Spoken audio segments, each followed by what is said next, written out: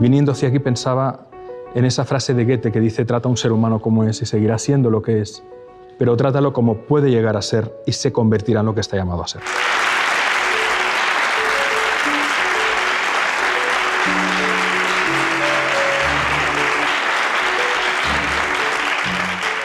Qué bien estar aquí con tanta bella y buena gente. Es para mí un honor y una alegría sentida, sincera, porque es un privilegio poder hablar de educación, de conciencia, de transformación, de evolución, de sentido, de esperanza. Yo creo que la educación tiene mucho que ver con el corazón también, profundamente. No somos conscientes, porque no nos lo han contado, de cómo nuestra mirada condiciona necesariamente la calidad del vínculo con el otro, pero no solo el vínculo, sino las posibilidades de realización, no solo de todo ser humano, sino de toda forma de vida.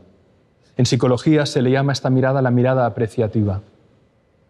Intentad recordar aquellas maestras y maestros, y no tienen por qué ser solo los de la escuela, sino, yo pienso, por ejemplo, siempre en mi abuela materna. Intentad traer a la memoria aquellas personas que os causaron una profunda influencia positiva en vuestra existencia, que de alguna manera os dieron alas, que de alguna manera eran un lugar seguro en un entorno en el que quizás, por los motivos que fuera, no había tanta serenidad, tranquilidad o seguridad. Si pensamos invariablemente en esas personas que nos dieron alas, que nos dieron confianza, nos daremos cuenta que surge ese milagro de la mirada apreciativa. Una mirada que a veces no necesita palabras. No somos conscientes de la importancia de trenzar dos grandes universos, el de la educación y el de la formación. Hay personas que han tenido acceso a una muy buena formación, pero que son mal educadas, porque no tienen corazón. Y hay personas que no tuvieron el privilegio del acceso a una buena formación, pero que son extraordinariamente bien educadas. Creo que en la escuela nos deben formar y deben complementar la educación que se da en los hogares, y creo que en los hogares debemos crear las circunstancias para que la educación florezca y complementar la formación que se da en las escuelas. Y en ambos contextos, tanto maestras y maestros como madres y padres, o los que hagan la función materno y parental, debe haber esa mirada apreciativa que dé alas. Yo observé una vez en un partido de fútbol de mi hijo, cuando jugaba fútbol, que uno de sus amigos, al cual cambiaré el nombre, era el Pichichi, hizo el cambio prematuramente. Era un niño que con 12 años parecía un hombre de 17. Y era muy fuerte físicamente y era el mayor realizador. No lo podían, corriendo nadie llegaba a su velocidad, era un gran sprinter además. Pero invariablemente en cada partido se caía y salía dañado, en cada partido. No había ningún partido que lo acabara y que pudiera salir sin ningún tipo de revolcón. Y pensaba, aquí hay un hechizo, hay algo raro. Este niño le llamaremos Rubén, su nombre no era Rubén, siempre se cae. Y un día descubrí el hechizo. Su padre, antes del partido, en la segunda parte, cuando él entraba, para animarle, le dijo: venga Rubén, vuélvete a caer, torpón. Y a los pocos minutos se cayó. Entonces yo, como mi hijo era muy amigo de Rubén, le pedí a este señor que fuéramos a tomar algo juntos, en el mismo partido, en el bar del campo de pueblo en el que estábamos. Y le dije: ¿sabes por qué creo que se cae tu hijo? Y no te lo digo, no te lo expreso como una crítica, sino te voy a decir algo porque quiero mucho a este niño y creo que es importante que tomemos conciencia de que cada vez que juega sale sangrando, ¿no? Y me decía: se cae porque es torpe. Y le dije: no se cae porque sea torpe, se cae porque te ama. Y tú le dices: sé un sapo, como hacen los cuentos de hadas, y se convierte en sapo. No le digas que se caiga. No, es que para motivarme a mí, mi padre me decía eso. Se concentraba en lo negativo. Digo, bueno, es un estilo, probemos otro estilo. Dile: hijo, sal, corre y disfruta. Marca muchos goles. Y no hace falta que te caigas. Si te caes, yo te curaré. Pero no hace falta que te caigas. Le estuve explicando en qué consistía la mirada apreciativa, el efecto Pigmalión. Le cité la frase de Goethe. Y palabra de honor que Rubén no se volvió a caer. Nuestra mirada, y cuando digo mirada, debería decir nuestra postura existencial, nuestra manera de estar en el mundo, manifiesta nuestro sistema de creencias, lo que creo sobre mí, lo que creo sobre ti, lo que creo sobre la vida. Imaginad que fuéramos capaces de hacer una mirada apreciativa sin prejuicios, que fuéramos capaces de concentrarnos en las bondades y en las virtudes, sin perder el pensamiento crítico, por supuesto, ¿no? Si nos pudiéramos liberar de falsas creencias sobre nosotros mismos, de prejuicios sobre el otro y de proyecciones, que es lo que el otro piensa que yo pienso sobre él, estaríamos mucho más cerca de algo fundamental, que es la realidad. Y al final, yo creo que nacemos mujeres y hombres, pero devenimos humanos. La humanización es una conquista. Y en esa humanización tienen que trenzarse tres principios: principio del placer, principio del deber y principio de realidad. Cuando somos capaces de trenzar estos tres principios, el deber, el compromiso, el placer, la alegría y la realidad, darnos cuenta de lo que es, tenemos mucha más capacidad de transformación individual y colectiva. Si a eso además le añadimos una mirada apreciativa, potenciamos esos tres principios y podemos conseguir mucho más en lo individual y en lo colectivo. Y sobre eso vamos a hablar, y sobre eso vamos a compartir. Y Rubén no se cayó. ¿Y cuántas personas no se caerían si hubiera alguien que les dijera: eres extraordinaria o extraordinario, puedes hacerlo, cuenta conmigo, porque al final no prediques, tus hijos te están mirando? Tú eres un escritor de fama mundial y quería preguntarte sobre las historias. ¿Por qué son tan importantes en nuestra vida y, sobre todo, por qué es importante enseñar a los niños a contar historias? Para responder a esta pregunta voy a dar 2 pasos atrás, ¿vale? Creo que amar son 3 cosas. La primera es la voluntad de comprender la singularidad del ser y sus circunstancias. Tú amas a alguien cuando tienes la voluntad de comprenderle o de comprenderla, mismo si no lo comprendes, pero tienes la voluntad. Amar es cuidar. Amar es hacer algo que sea coherente con lo que le declaras. No tiene ningún sentido que tú proclames el amor a alguien si no hay un comportamiento observable. Y ahora voy a tu respuesta. Y amar es inspirar, para ayudar al ser amado a que construya nuevas realidades objetivas, que pueda llevar a cabo un proyecto, que pueda superar un examen, que pueda hacer un buen trabajo de investigación, que pueda darse el permiso de hacer algo que le da miedo, pero inspirar también para nuevos sentidos a la vida. El que ama procura que el ser amado construya una narrativa interior que le sostenga especialmente en la adversidad. Y las historias sirven para eso. Las historias nos inspiran, nos dan anclajes en la memoria, nos dan referentes de cómo ese personaje superó esa dificultad. Hay un libro maravilloso que se llama Psicoanálisis de los cuentos de hadas, que lo escribió Bruno Bettelheim, y el prólogo de ese libro ya es una joya, ¿no? Y comienza más o menos así. Si queremos que nuestros hijos construyan un sentido en su vida, y recordemos que la vida objetivamente no tiene sentido, el sentido se lo da cada cual como puede, construyendo la narración interna que le va a sostener. Los cuentos están para eso. Creo que se atribuye a Andersen, pero no estoy seguro que sea de Andersen, la frase que decía que los cuentos se escriben para que los niños duerman tranquilos y los adultos se despierten. Las historias crean imágenes mentales, crean arquetipos de enorme fuerza. Una narración sobre tu propia vida o sobre la vida de un ser amado o sobre un mito o alguien desconocido puede en un momento determinado actuar como un acicate o como una palanca que te lleve a una respuesta desde la fuerza interior, desde la voluntad de seguir, desde la voluntad de servir. Por eso son muy importantes las historias. De hecho, decía Raimundo Lulio, el filósofo, que la palabra es el arma más poderosa. Y es poderosa porque nos ayuda, sobre todo, a comprendernos, pero a trenzar historias que nos unen y que ayudan a dar sentido a la vida. ¿Cómo descubriste tu talento para la escritura y qué le dirías, qué consejos le darías a un joven como yo que quiera dedicarse a la escritura? Fíjate que yo fui a parar a escribir sin buscar escribir. En un momento determinado, cuando yo tenía 27 años, confluyeron 2 circunstancias en mi vida. La primera fue el anuncio del embarazo de la que hoy es mi hija mayor, Laia. Y en paralelo, una semana después, un gran amigo mío moría de infarto de miocardio fulminante, dejando mujer y 2 hijos. La confluencia, por un lado, de la alegría, pero también de la responsabilidad, pero también de la expectativa, de la ilusión del nacimiento de mi primera hija, y la pérdida súbita de un hombre sano, deportista, pero que tenía una enfermedad que luego se supo cuando falleció, pero que no se había manifestado, me llevó a una depresión. Sobre todo el duelo, por la muerte del amigo y el desconcierto por todo, porque de repente tuve miedo. ¿Y sí me pasa a mí? Encontré el camino de salida escribiendo. Una noche me desperté, no podía dormir y empecé a escribir. Y seguí escribiendo. Y varias noches y los fines de semana. Escribía de todo. Un día mi mujer leyó esos textos y no los soltó. Empezó a leer y no soltaba. Y cuando acabó me dijo, aquí hay cosas que me inspiran y me emocionan y que me gustan. Oye, ¿por qué no lo ordenas y lo publicas?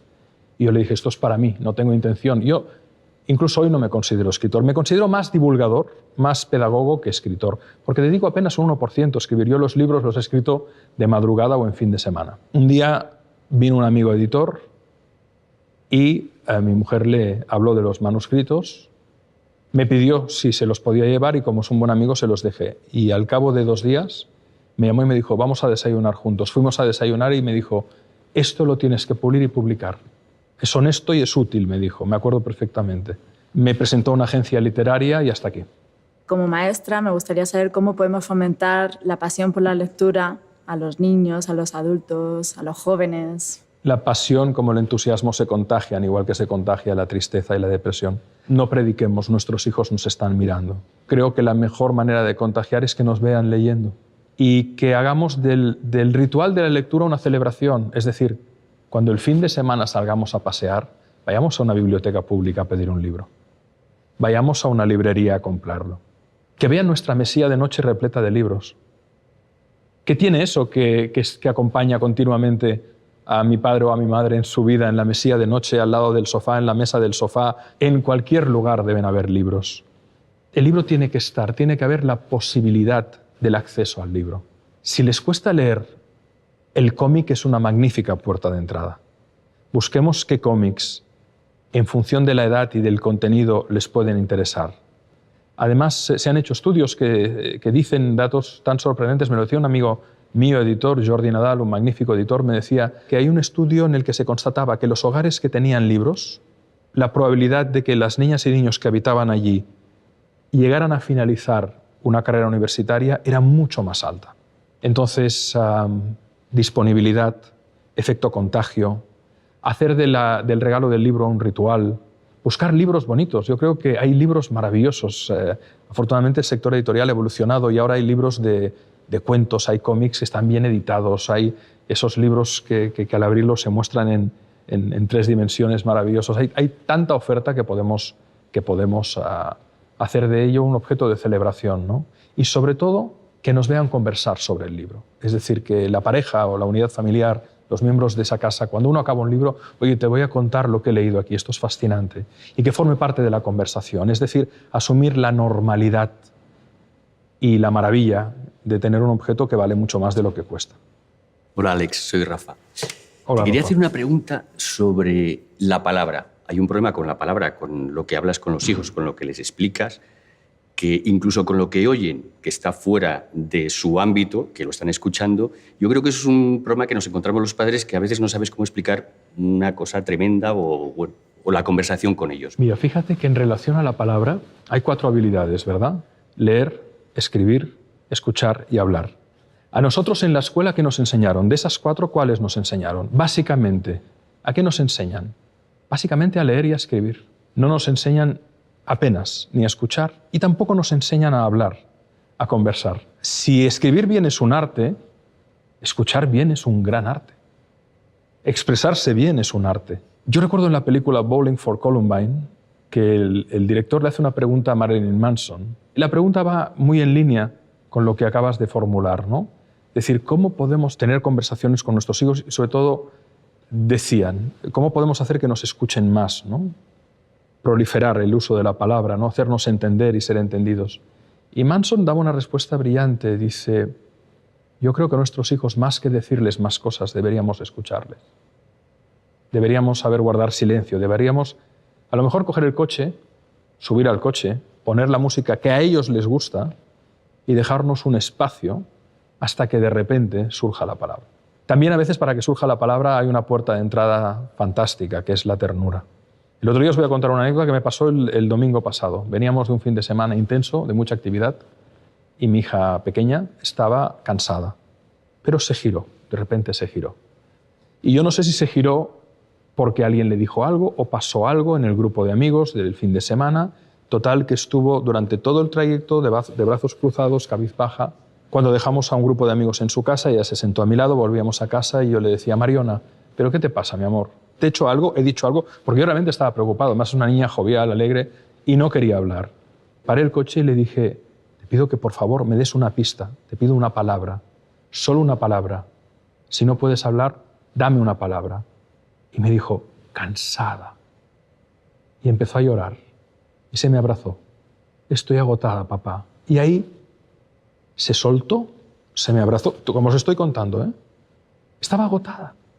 Y no tenía ni capacidad probablemente de ponerse en contacto con que era ese agotamiento el que le impedía formular nada más. Estaba amigdalada cerebralmente, por estrés, por cansancio, por todo un fin de semana en el que anduvimos mucho. Después de que se liberó de ese agotamiento que tenía y que la emoción surgió, vinieron las palabras. Disculpa, papá, no te sabía decir qué me pasaba, pero ahora lo sé, es que estoy cansada y cuando me canso mucho me pasa que me bloqueo y cuando me bloqueo no puedo hablar. Y empezó a racionalizar naturalmente. Dejar el espacio, dar el permiso. Hay un concepto muy importante en psicología que es el permiso. El permiso de guardar silencio, el permiso de hablar, el permiso de sentir, el permiso de acercarse, el permiso de alejarse, el permiso de ser, el permiso de darse un espacio, el permiso de dejarse en paz. Y el permiso no se transmite tanto verbalmente como no verbalmente, nuestro gesto interno. Muchas veces facilitas un espacio de apertura de comunicación, no exigiendo al otro una explicación, sino callándote y tomándole la mano si te lo permite lentamente. Debemos reivindicar la ternura como elemento fundamental de la calidad del vínculo humano y de la transformación de la consciencia. La ternura.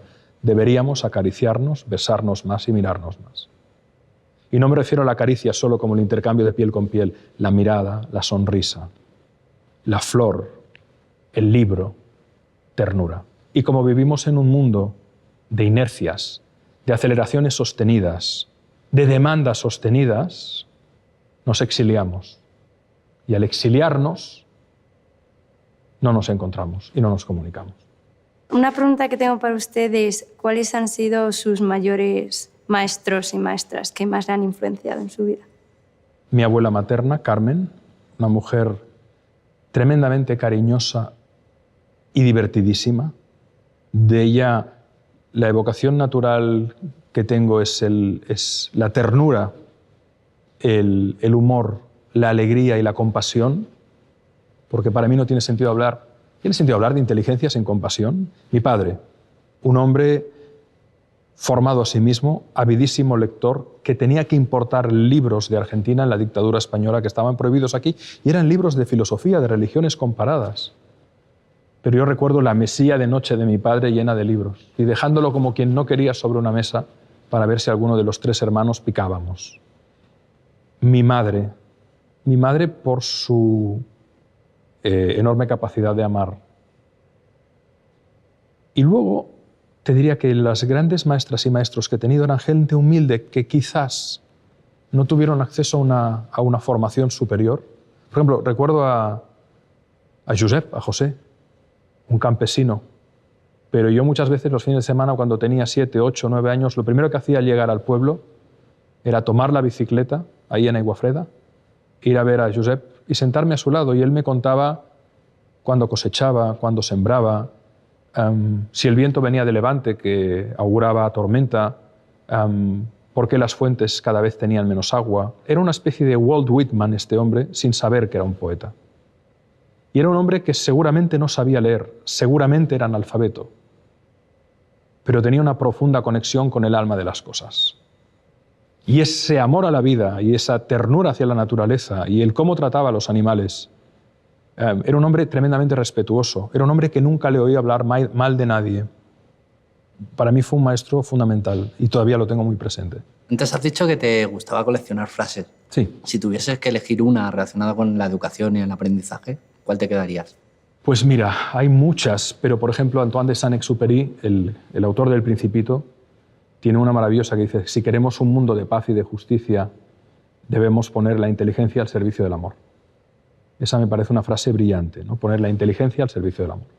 Creo que era Marcel Proust que tenía un aforismo maravilloso que decía: aunque nada cambie, si yo cambio, todo cambia. Y eso tiene mucho que ver con la educación, con la transformación, ¿no? Cómo la realidad es la que es, pero tu cambio te lleva a percibirla de otra manera, a ver nuevas posibilidades, a crear nuevos vínculos, ¿no? Hay tantas frases, pero te diría que estas dos. Y luego me gusta mucho una frase de Virgilio, el poeta latino, que reza: pueden porque creen que pueden. No dice pueden porque saben que pueden. Y creo que este es un matiz importante. Hay mucha gente que sabe que puede, pero no hace. En cambio, hay gente que le han hecho creer que quizás no podía, pero en un ejercicio de transformación interior han cultivado una enorme confianza en sí mismos, han experimentado, se han arriesgado y han podido. Yo creo que hay una diferencia enorme entre saber y creer. Todo el mundo sabemos que nos tenemos que morir, pero casi nadie se lo cree.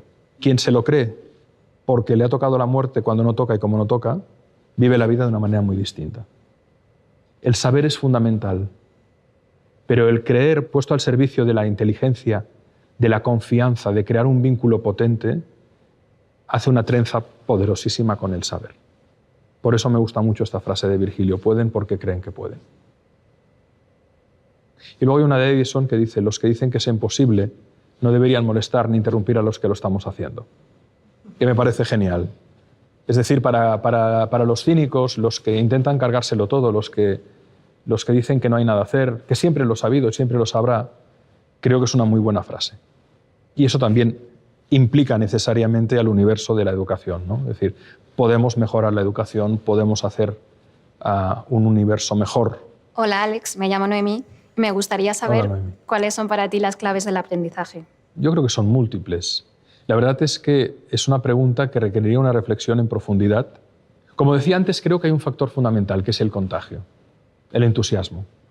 No puede haber aprendizaje sin entusiasmo. Se habla mucho en el aprendizaje de la cultura del esfuerzo, pero creo que es un grave error. Porque el esfuerzo en sí mismo, solo el esfuerzo, no es un valor final, es un valor instrumental. El esfuerzo es un instrumento. Por lo tanto, creo que como clave de aprendizaje estaría el entusiasmo, la pasión, el esfuerzo, pero el esfuerzo combinado con algo fundamental, que es la alegría y el reconocimiento. Pensemos de nuevo en aquellas maestras y maestros que han sido los mejores que hemos tenido en nuestra vida. Y veréis que invariablemente nos invitaban seguramente al esfuerzo, pero ¿desde dónde? Desde el contagio de la alegría, desde el contagio de la pasión, desde el reconocimiento. Bonita palabra, reconocimiento, porque no implica solo valorización del otro, sino reconocer, volvernos a conocer continuamente, liberándonos de prejuicios, de imágenes proyectadas. Y creo que esa combinación, ¿no?, de entusiasmo, pasión, esfuerzo, alegría, reconocimiento, son claves del aprendizaje. Paracelso, el químico, el sabio alquimista, decía que cuanto mayor es el conocimiento, más grande es el amor, pero que cuanto más grande es el amor, más queremos saber. Hay una dialéctica maravillosa entre el amor y el conocimiento. Yo te amo, te quiero conocer más. Y cuanto más te conozco, en principio más te voy a amar. Y eso es válido siempre que se mueva en una dialéctica de respeto, de reconocimiento. Fíjate, ¿qué tienen los equipos de alto rendimiento que funcionan a nivel deportivo, a nivel incluso de organizaciones, ¿no?, humanas, de empresas? Tienen tres cosas. En primer lugar, se respetan. Sin respeto no hay nada. En el aprendizaje es lo mismo. Hay que respetar a la persona que está aprendiendo. Segundo, la admiración. La admiración es fundamental porque pone en marcha el mecanismo de aprendizaje por imitación. Yo cuando admiro a alguien le quiero imitar. Inconscientemente tiendo a incorporar su lenguaje, sus gestos. Y la tercera variable fundamental es que haya un afecto profundo. ¿Alguien ha leído a Kenzaburo Oe? El que fuera el segundo premio Nobel japonés de literatura, le dieron el Nobel en 1994. Os voy a contar una breve historia maravillosa que la podéis encontrar en su libro Una cuestión personal. Ahí está novelada, pero tiene muchos tintes autobiográficos. Kenzaburo era licenciado en Filosofía y Letras. En cierta ocasión su mujer se quedó embarazada y en paralelo coincidió que a él le enviaron a hacer unas entrevistas a los médicos de Nagasaki en relación al aniversario de la bomba atómica, ¿no? El niño venía con el cerebro herniado y los médicos aconsejaban el aborto. Pero su mujer decía que ella quería alumbrar al niño, aunque sabía que ya una vez fuera alumbrado se tendría que seccionar una parte del cerebro y eso podía generar pues, muchos daños. Él dijo, no tomemos ninguna decisión, me voy a hacer las entrevistas a Nagasaki y cuando vuelva, cuando regrese, decidiremos. Él volvió conmovido de Nagasaki porque conoció historias de resiliencia, de longanimidad, esa palabra que hemos olvidado y que quiere decir capacidad de superar reiteradamente la adversidad. Total, vuelve de Nagasaki y le dice a su mujer, oye, que nazca el niño porque yo he visto, hablando con estos médicos y con sus pacientes, unas historias de transformación, de esperanza, de superación maravillosas. El niño nace y a raíz de la intervención queda con autismo, pierde mucho la visión, ataques de epilepsia, descontrol de esfínteres, dificultad para el movimiento. Y volvemos a lo que decíamos al principio, a la mirada apreciativa, al efecto Pigmalión, a la transformación desde el amor, ¿no?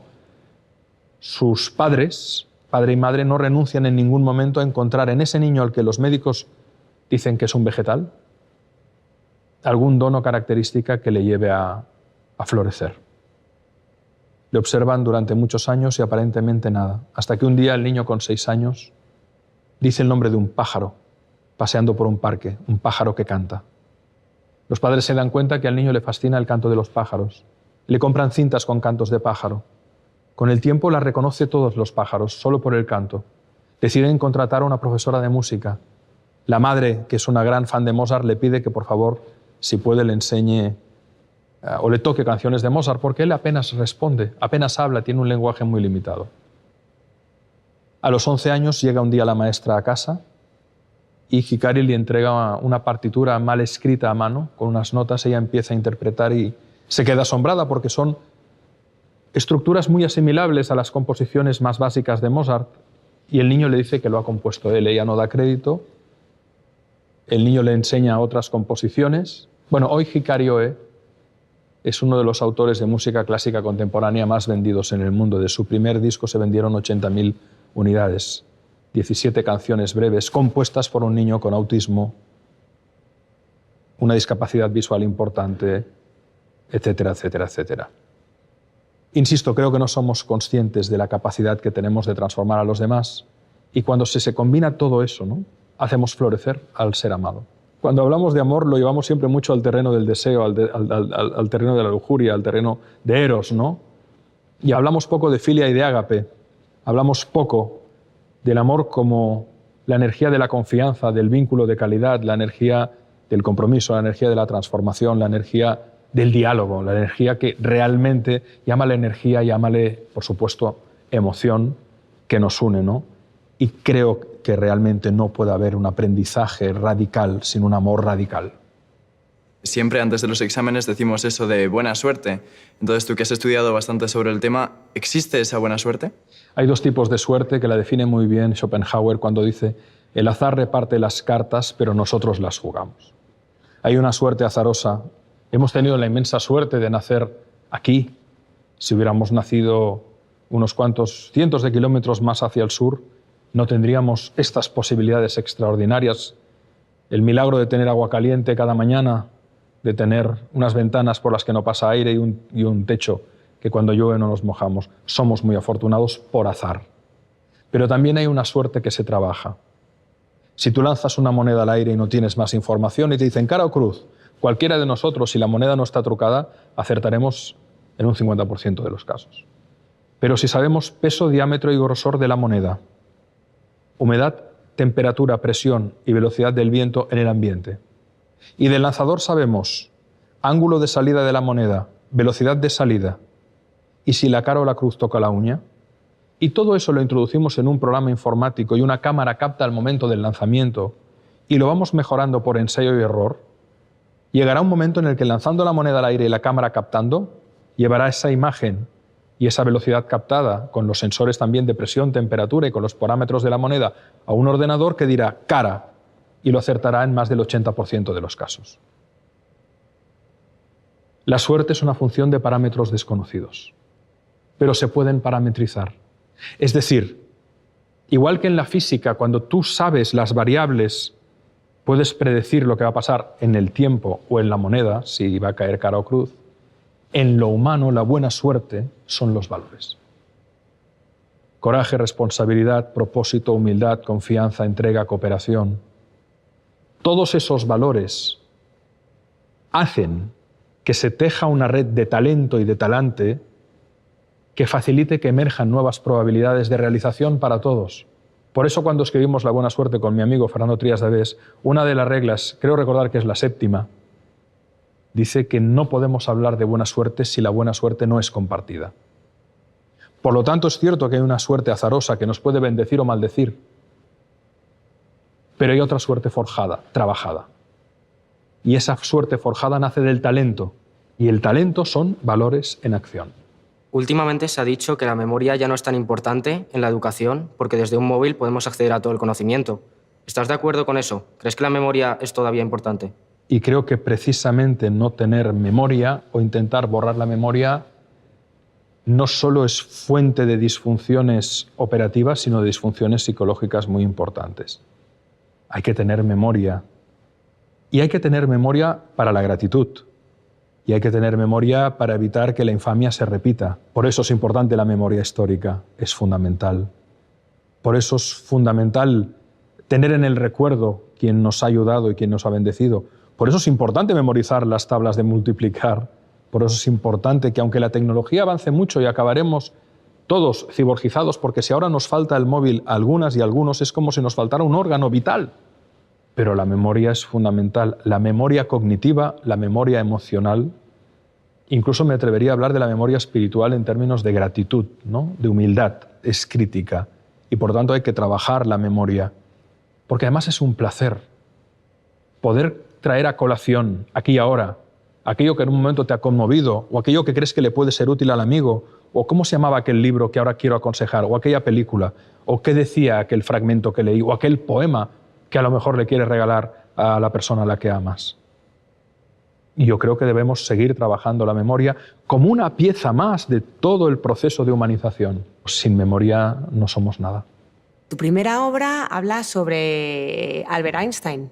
¿Qué aspectos del conocimiento, del aprendizaje y de la inteligencia destacarías de este gran genio? Hay dos Einsteins. Y creo que la población general conoce al Einstein genio, al físico, al que es capaz de concebir la teoría de la relatividad, pero por cierto, si no hubiera sido por su mujer Mileva Malik, de la que apenas se habla, él no hubiera podido convertir sus intuiciones en fórmulas matemáticas. En cualquier caso, hay el Einstein genial, pero luego hay un Einstein que cuando se tiran las bombas atómicas de Hiroshima y Nagasaki, a raíz de que él postula su famosa fórmula, ¿no?, de que energía y masa son intercambiables, ¿no?, y se provoca la catástrofe, emerge un Einstein humanista, que dice cosas tan bonitas como que la fuerza sin amor es energía gastada en vano. Y se da cuenta de que su extraordinaria inteligencia ha puesto al servicio de la humanidad una capacidad de destrucción formidable. Y entonces emerge un Einstein que pasa de ser desagradable, huraño, ensimismado, hasta narcisista, a un Einstein compasivo, pacifista, cuidadoso, conferenciante por la paz. Y creo que ese Einstein es el más fascinante de todos y el menos conocido. Fíjate que a partir de ahí, él ya no hizo grandes, sí, intentó desarrollar la teoría del campo unificado, pero sobre todo lo que más me conmovió de Albert Einstein es su madurez y cómo el genio le lleva a descubrir algo que descontrolado puede destruirnos a todos y dice, Dios mío. Incluso se especula con el hecho de que se hubiera arrepentido de hacer público su descubrimiento y consta a algunos biógrafos que lo pasó muy mal. Es una pena que no se le conozca por ello porque sería un referente del humanismo contemporáneo. Hola, Alex. Además de escritor, eres economista. Por eso me gustaría hacerte una pregunta sobre una economía muy especial a la que llamas la economía de las caricias. Este concepto de la economía de caricias lo desarrolló y sigue vivo Claude Steiner, un magnífico psicólogo que estudió con Eric Berne, que a su vez estudió con Freud.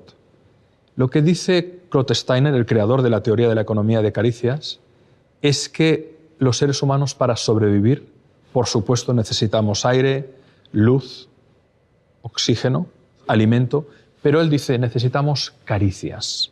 Y una caricia es una unidad de reconocimiento. Antes lo hemos dicho, puede ser una caricia física o puede ser una caricia no física, puede ser una mirada. Lo que descubrió Steiner es que en condiciones normales todos queremos caricias positivas, es decir, aquellas que nos invitan a sentirnos bien.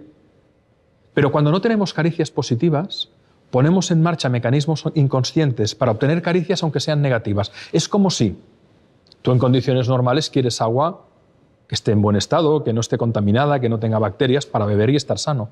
Pero imaginemos que tomas un avión y te vas a una aventura, a cruzar una zona semidesértica y por desgracia tienes que hacer un aterrizaje de emergencia, te queda una cantimplora de agua, te la acabas a los 2 días y no sabes dónde estás y vas andando en medio de una zona tremendamente árida. Pero de repente te encuentras un oasis.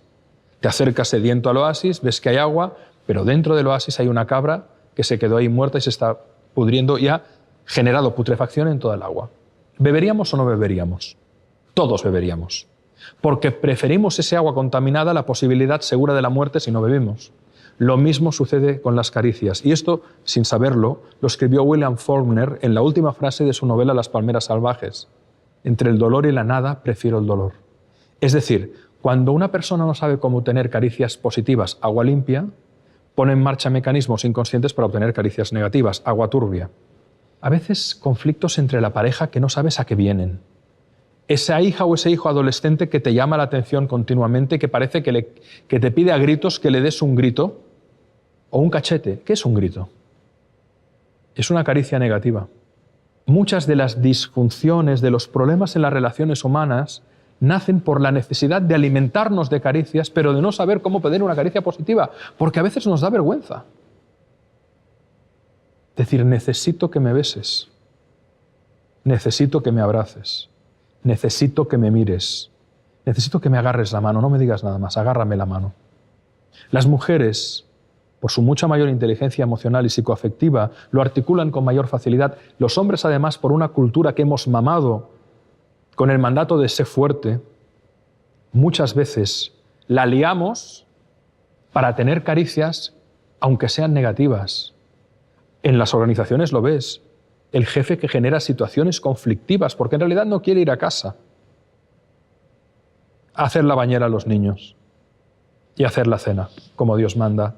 Y va creando pollos continuos porque obtiene un enorme intercambio de caricias jorobando al personal, cuando podría tener muchas más en positivo yendo a casa. Pero eso, lo primero, jorobar, le hincha el ego y le va bien a su narcisismo. Si supiéramos que estos mecanismos existen, podríamos desarticular claramente los principios con los que operan.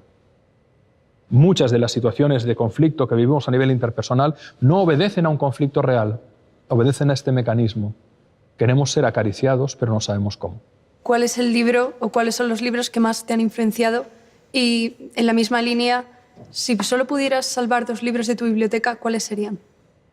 Voy a comenzar por los 2 libros que salvaría si tuviera que salvar.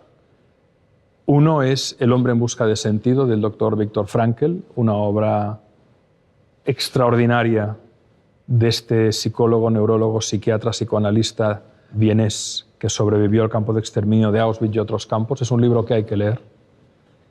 Y otra que tiene un título similar, que la escribió un autor francés que se llama Jean Genot. Es una obra breve, una novela breve, maravillosa, deliciosa, que se titula El hombre que plantaba árboles, que es la historia de un pastor que se dedica a plantar árboles en la Provenza sin que nadie lo sepa, y las autoridades acaban llamando eso el bosque milagroso, sin saber que había sido un hombre que cada día plantaba cientos de semillas de árboles. Está basada en una historia real, en la historia de Johnny Appleseed, que plantó miles de manzanos y de árboles en Estados Unidos para que las personas que avanzaban colonizando tuvieran algo que comer, ¿no?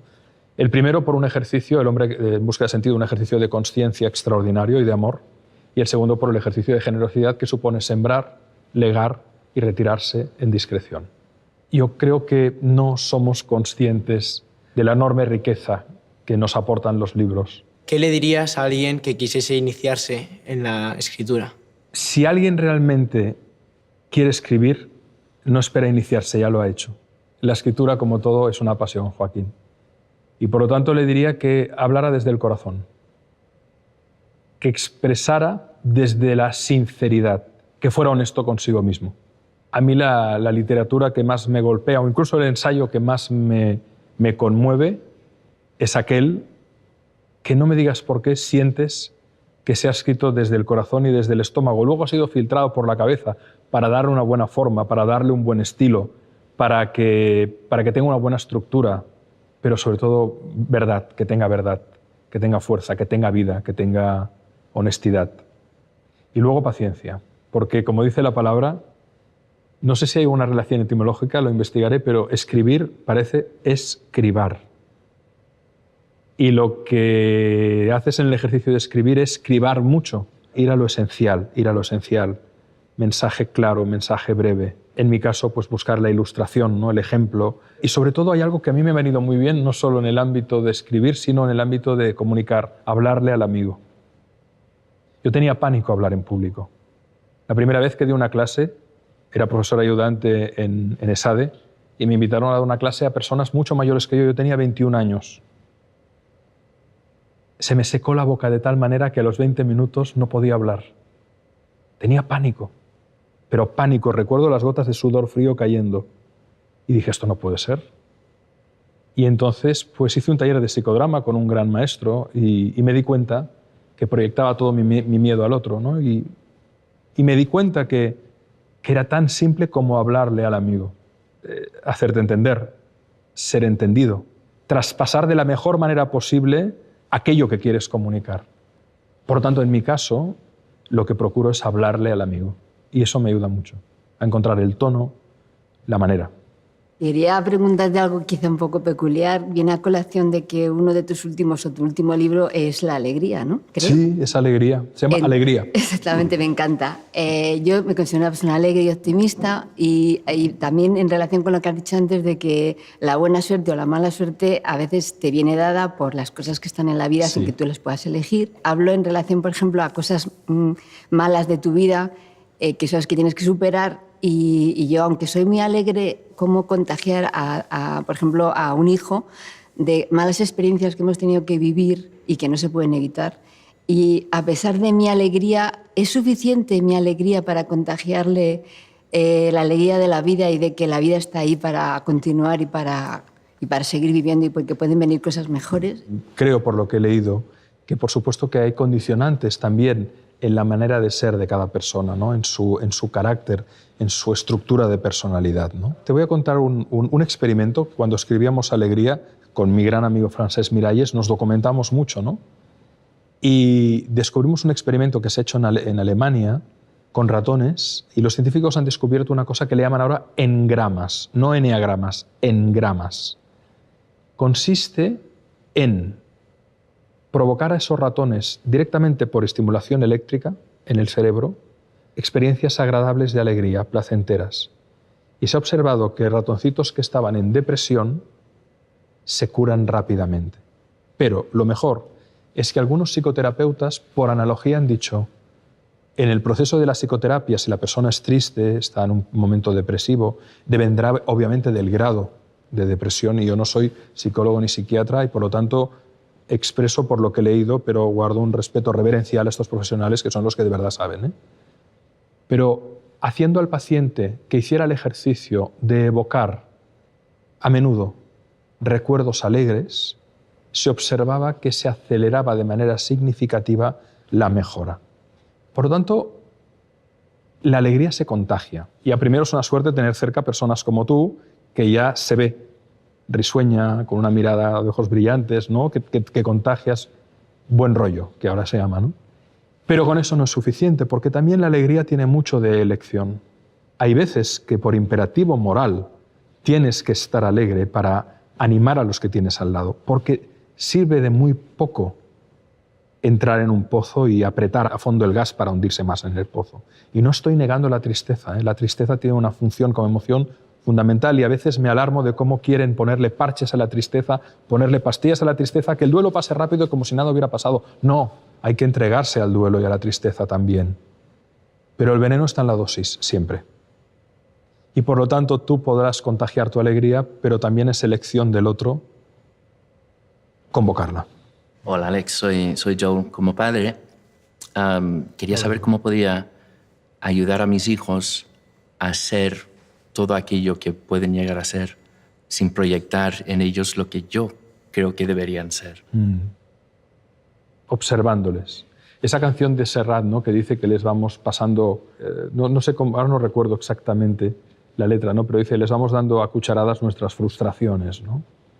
¿Cuántos niños y niñas acaban ejerciendo profesiones que no les interesan un pepino, pero que lo hacen para consolidar un modelo de negocio familiar o una estirpe profesional empresarial y que acaban, algunos afortunadamente, rebelándose a los 40 y generando el trauma familiar que se podía haber salvado con mucha más dignidad si se hubiera tenido en cuenta las verdaderas necesidades e inclinaciones de esa niña o ese niño, ¿no? Antes lo decíamos, ¿no?, en relación a la palabra, ¿no?, sabiendo escuchar. Y escuchar no es solo un ejercicio de apertura de oídos, es un ejercicio de apertura de espíritu.